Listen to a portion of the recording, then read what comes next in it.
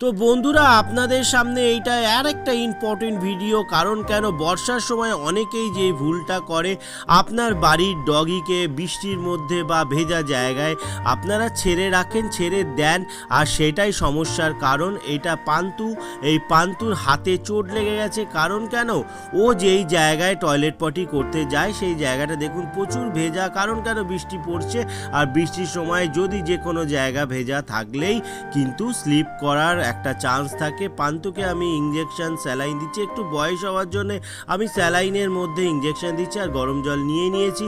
এটা কিন্তু সব থেকে মোস্ট ইম্পর্টেন্ট জিনিস আপনারা করবেন। গরম জলে সেক দেবেন, যেখানে ব্যথা হবে অবশ্যই সেক দিন, অনেকটা রিলিফ পাবে। তারপর তো মেডিকেশন করবেন। দেখুন ওর হাতটা আমি বেঁধে দিয়েছি, ইঞ্জেকশন স্যালাইন হয়ে গেছে। আশা করি রিকভার করে যাবে। ভিডিওটা প্রচুর পরিমাণে শেয়ার করুন, অনেকের ভালো করার জন্য ভিডিওটা করেছি। সাপোর্ট করুন, সাবস্ক্রাইব করে দিন।